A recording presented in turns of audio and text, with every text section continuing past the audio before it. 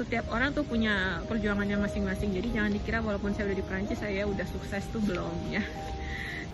Halo Kompasianer dan teman Ketapels, apa kabar? Jumpa lagi dengan saya di obrolan komunitas.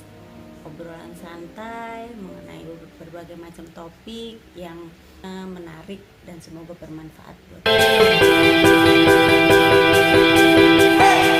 awal-awal pandemi. Dulu kita berbincang dengan teman-teman yang di luar negeri kan.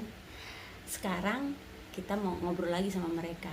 Bagaimana kehidupan di sana after lockdown di Perancis.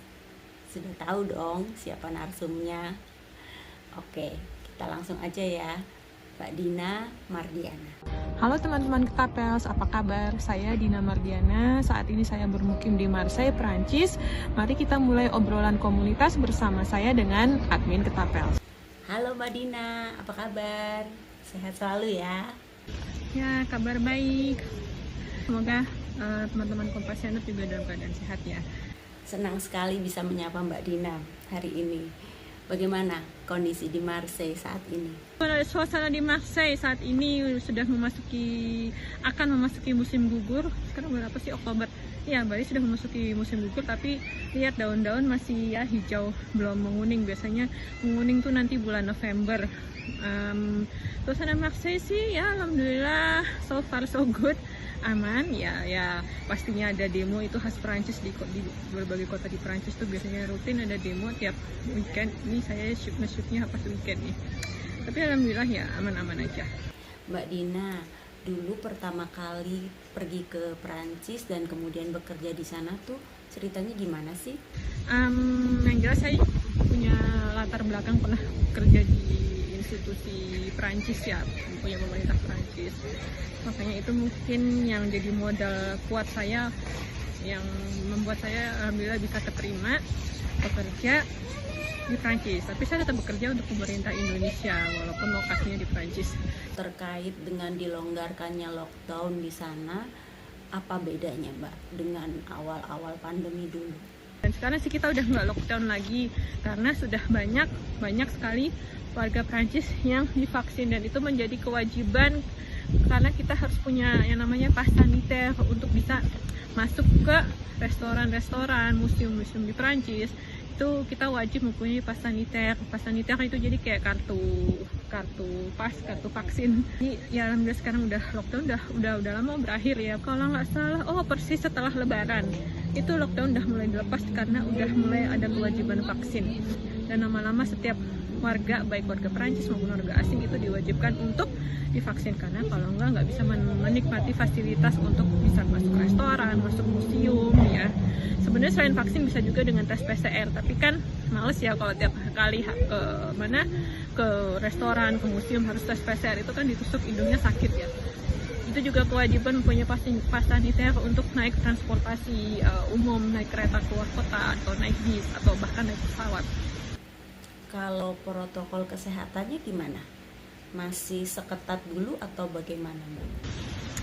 Prokes masih tetap diwajibkan, terutama jika kita naik kendaraan umum ya, itu wajib pakai masker. Kemudian masuk ke museum, masuk ke restoran wajib pakai masker ya, kecuali pas makan. Tapi di luar makan, kalau kita udah selesai makan tapi di restoran tetap wajib pakai masker kembali. Dan ya masuk museum juga tetap wajib pakai masker. Pokoknya masuk ke ruangan tertutup, seminar, konferensi, di dalam ruangan tuh harus pakai masker, wajib. Terus apa lagi? Kalau posisi duduk sih seingat saya udah nggak terlalu diwajibkan harus 1 meter ya, seingat saya. Soalnya saya pernah nonton konser tapi itu di lapangan terbuka sih. Kalau bioskop udah nggak wajib dipisah 1 meter lagi sih. Nah, yang penting punya kartu pas sanitaire itu tadi.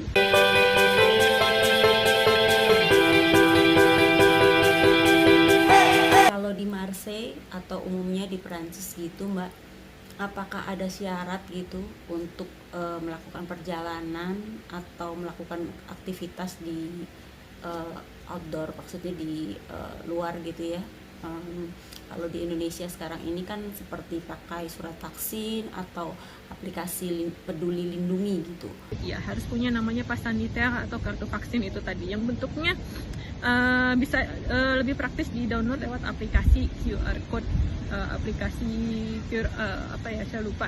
Pokoknya itu sih, kalau kita udah punya kartu vaksin itu kan pasti ada QR code, itu kayaknya berlaku secara internasional. Untuk sekolah dan kantor gitu ya, perkantoran, berapa persen Mbak sekarang yang beraktivitas gitu?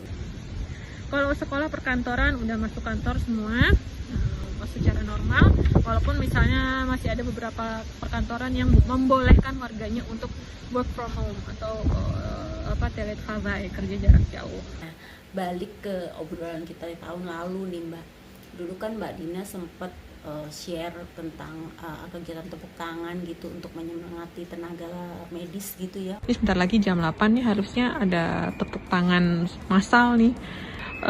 Penduduk Prancis tuh kayak semacam memberikan dukungan kepada para pekerja medis, membantu para pasien yang terkena virus COVID gitu. Nah ini mulai deh tepuk tangannya. Apakah yang seperti itu masih ada Mbak sekarang atau gimana? Video tepuk tangan, sekarang udah nggak ada lagi kegiatan tepuk tangan karena kan udah nggak ada lockdown lagi ya.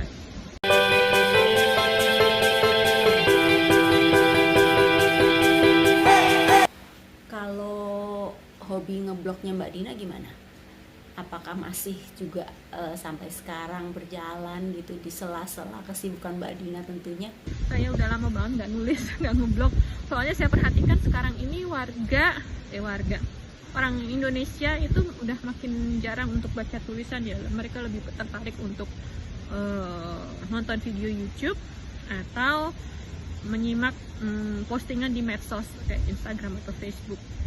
Jadi ya saya coba mengikuti kecenderungan seperti itu, walaupun memang saya kayaknya sih nggak cocok di YouTube dan medsos pun nggak terlalu aktif ya. Mbak Dina punya ini nggak tips bagaimana sih gitu kalau orang mau sekolah atau kerja gitu di Perancis? Yang jelas disarankan untuk bisa menguasai bahasa Perancis terlebih dahulu, paling nggak level B1 atau B2 lah. Itu penting untuk bisa berkomunikasi dengan penduduk di sini, apalagi kalau kalian ingin kerja di perusahaan Perancis yang bukan multinasional ya. Walaupun kalian bekerja di perusahaan multinasional, tetap kalian harus bisa berkomunikasi bahasa Perancis untuk sehari-hari. Oke, terima kasih sekali Mbak Dina, senang sekali saya hari ini. Terima kasih waktunya dan semoga Mbak Dina selalu sehat dan terus semangat beraktivitas. Terima kasih banyak atas kesempatan yang diberikan. Semoga lain kali bisa bertemu lagi di kesempatan berikutnya. Ya, kita saling mendoakan aja semoga semuanya berjalan lancar dan tetap sehat. Oke, Compassioners dan teman Ketapel, sampai di sini obrolan kita. Tetap semangat berkarya, jangan lupa jaga kesehatan dan sampai jumpa. Dadah. Hari ini saya sedang berada di kota Toulouse. Ini daerah kampus sih, Toulouse Le Mirail.